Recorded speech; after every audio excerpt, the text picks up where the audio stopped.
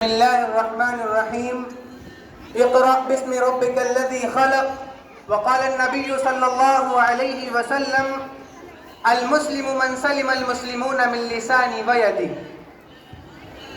آداب زندگی سے بہت دور ہو گیا، آداب زندگی سے بہت دور ہو گیا، شہرت ذرا ملی تو وہ مغرور ہو گیا.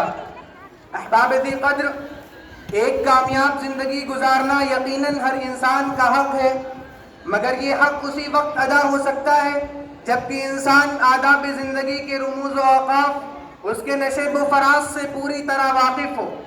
اسلام خیر خواہی کا دین ہے جو معاشرے کے تمام طبقات میں امن و سکون، باہمی رواداری اور ہمدردی کو فروغ دینے کا حکم دیتا ہے. حسن سلوک کی وجہ سے آپس میں انس و اخوت کا رشتہ قائم ہو جاتا ہے. ادب جب اپنی انتہا کو پہنچتا ہے تو ان سے گزر کر عشق تک پہنچ جاتا ہے. عشق ذہن و دل کو مرکزیت کے آداب سکھاتا ہے. پھر مسلمان تعلیمات نبوی صلی اللہ علیہ وسلم کی رہنمائی میں بندگی کے آداب سیکھتا ہے جنہیں ہم آداب زندگی کہتے ہیں. ادب زندگی کا وہ قرینہ ہے جس سے انسان کے اندر موجود صلاحیتوں میں نکھار پیدا ہوتا ہے. اسلامی تہذیب معاشرے کی ہر فرد سے بلا تمیز رنگ و نسل حسن سلوک اور حسن معاشرت سے بھرپور ہے.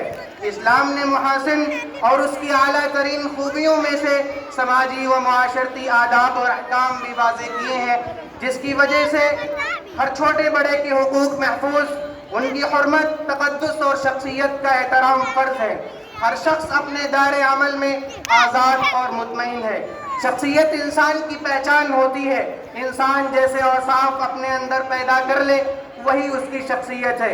مومن کا تشخص اس کے اوصاف اور اعلیٰ اخلاق سے ہوتا ہے.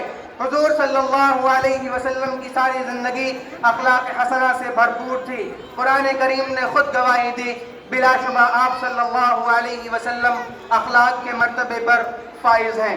لقد کان لکم فی رسول اللہ اسوۃ حسنہ. عزیزوں، اسلامی معاشرت میں والدین کے ساتھ نیک برتاؤ کی بڑی اہمیت ہے.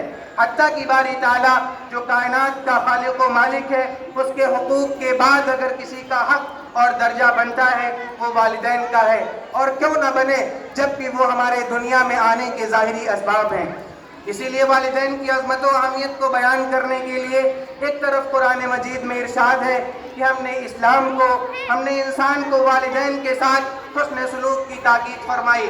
وَاعْبُدُوا اللَّهَ وَلَا تُشْرِكُوا بِهِ شَيْئًا وَبِالْوَالِدَيْنِ إِحْسَانًا. تو دوسری جانب شارح قرآن فرماتے ہیں باپ جنت کے دروازوں میں سے درمیانی دروازہ ہے. الوالد اوسط ابواب الجنہ.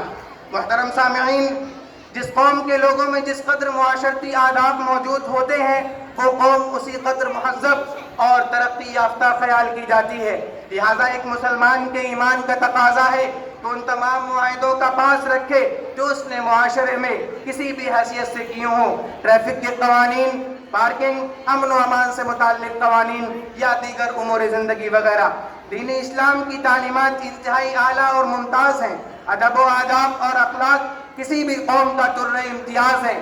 گو کہ دیگر اقوام یا مذاہب نے اخلاق و کردار، ادب و آداب کو فروغ دینے میں ہی اپنی عافیت جانی، مگر اس کا تمام تر صحرا اسلام ہی کے سر جاتا ہے جس نے ادب و آداب اور حسن اخلاق کو باقاعدہ رائج کیا اور اسے انسانیت کا اولین درجہ دیا.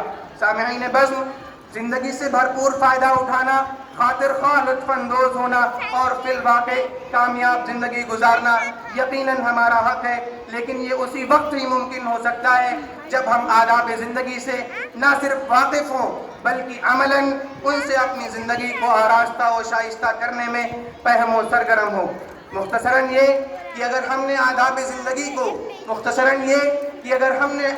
زندگی کو بالائے طاق رکھ کر صرف سائنسی اور دنیاوی علوم پر توجہ دی تو پھر ہمارا معاشرہ ایتھیزم، فیمنزم اور لبرلزم کا دعوے دار ہوگا جہاں المائٹی اور خدائے واحد کا تصور نہیں ہوگا.